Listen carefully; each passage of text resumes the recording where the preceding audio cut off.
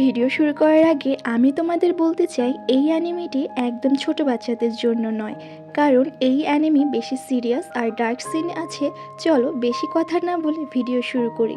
এপিসোডের শুরুতে আমাদের একটি মেয়েকে দেখানো হয় এবং সে এই পাইপের কাছে আসে। সে বুঝতে পারে এখানে কেউ আছে। তখন ও দেখতে পায় পাইপের ভেতর থেকে অদ্ভুত একটা প্রাণী বের হয়ে আসছে এবং তখন আমরা জানতে পারি এটি একটি এলিয়েন। সে তার প্রতিটি কথায় পিপি শব্দটি বলতে থাকে এবং আমরা জানতে পারি যে এই এলিয়েনটি একে বলা হয় হ্যাপিয়ান। এই এলিয়েনটি হ্যাপি প্ল্যানেট থেকে এসেছে, ইউনিভার্সে ঘুরতে থাকে যেন পুরো ইউনিভার্সে খুশি ছড়াতে থাকে। আর ফাইনালি এলিয়েনটি পৃথিবীতে চলে আসে। যখন সে পৃথিবীতে ল্যান্ড করে তখন কিছু লোক ওকে ধরার চেষ্টা করে। তারপর ও পালাতে পালাতে এখানে এসে লুকিয়ে পড়ে। ওর অনেক ক্ষুধা লাগে এবং ও ভয়ে থাকে। তখন ওর দেখা হয় সিজুকা নামের মেয়েটির সাথে। সে ওকে ব্রেড খেতে দেয় এবং এলিয়েনটির খেয়াল রাখে।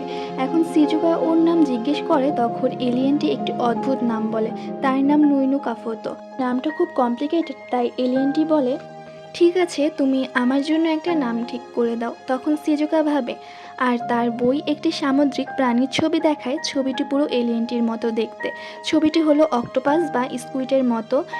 একে তাকোপি বলে, তাই সিজুকা এলিয়েনটির নাম তাকোপি রেখে দেয়। এখন তাকোপি আমাদেরকে বলে সিজুকা অনেক ভালো মনের মানুষ। সে সুখ খোঁজার চেষ্টায় লুকিয়ে রাখে গভীর কষ্ট, অপরাধবোধ। সিজুকা তাকোপিকে ইমপ্রেস করে ফেলেছে। এখানে সিজুকা ওকে খাবার খেতে দেয়, তাই তাকোপি তার পরিবর্তে ওকে উপহার দিতে চায়। তাই ও একটা গ্যাজেট বের করে যার মাধ্যমে উড়া যায়। যে কেউ এটা ব্যবহার করে উঠতে পারবে এবং তাকোপি গ্যাজেট ব্যবহার করে সিজুকাকে উড়ে দেখায়। যখন গ্যাজেটটি সিজুকাকে দেয় তখন সিজুকা বলে, না, এটা আমার প্রয়োজন নেই। সে মানা করে দেয় আর সেখান থেকে যেতে থাকে।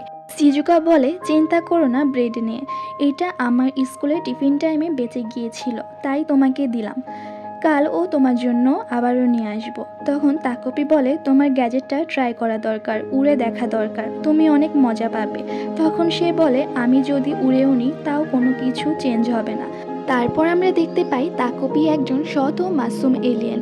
ও শুধু সবকিছু হ্যাপি দেখেছে ওর দুনিয়াতে।